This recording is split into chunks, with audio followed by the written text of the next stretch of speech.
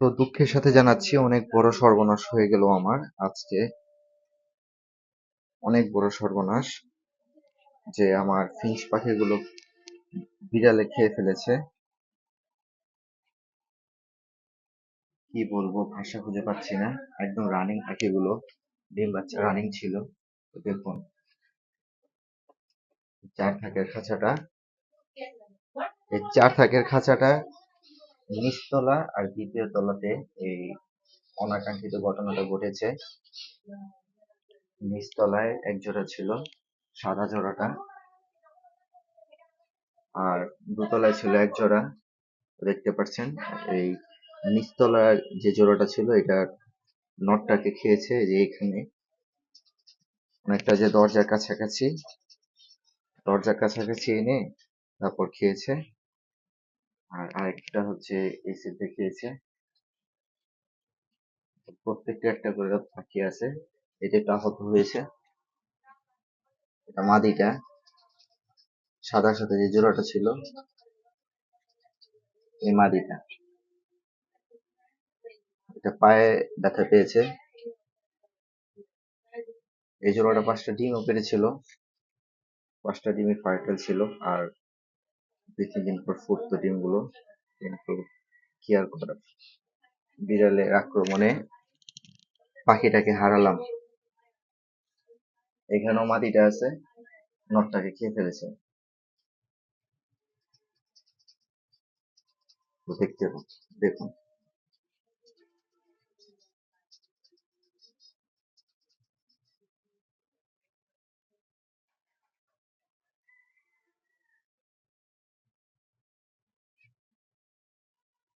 আরো অনেক পাক পড়ে রয়েছে।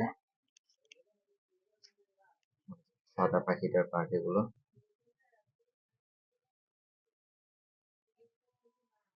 সাদা পাখিটার পাক। আর এটা হচ্ছে যে ফন পাখিটা, দ্বিতীয় কেজে যেটা ছিল সেটা।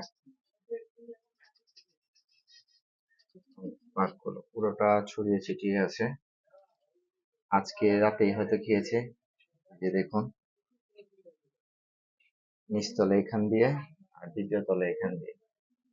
এটাকে রেস্টে রেখেছিলাম, আর এটা রানিং এ যেহেতু ছিল সেজন্য এটাকে রেখে দিয়েছিলাম, কারণ এটা তো ডিম আছে, 5টা ডিম আছে। এই জন্য এখান থেকে নিয়ে আবার উপরে নিয়েও খেয়েছে।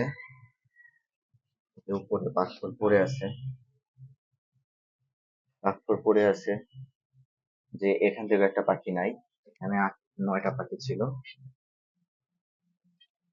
এখানে 9টা পাখি ছিল, এখান থেকে একটা পাখি নাই। মোট কথা 3 পিসের মতন পাখি খাইছে আজকে। দুই জোড়া রানিং, এর এক নর, আর এখান থেকে একটা মাদি, এটা ডিমে আছে। কি বলবো, যে দুঃখজনক ঘটনা। অনেকটা রিক্সে ছিল এই জায়গাটা, তবুও রেখেছিলাম, কিন্তু কি করার। অবশ্য সেই করুণ পরিণতি, পাখিগুলোকে হারালাম। তো দেখতে পাচ্ছেন পাখিটা পায়ে হয়তো বিড়ালের আঘাত পেয়েছে। পাখিটা পায়ে, ডান পায়ে বিড়ালের আঘাত, পাটা রাখতে পারছে না। এটা হচ্ছে মাদি, নটটা তো মারাই গেল, কি আর বলবো।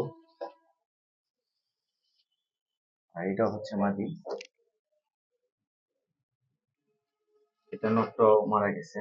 যে নটটাকে এখান দিয়ে টেনে হিচড়ে বের করে তারপর খেয়েছে, আর এটাকে এখান দিয়ে বের করে খেয়েছে। যাই হোক, খুব দুঃখজনক একটি ব্যাপার, কি আর বলবো।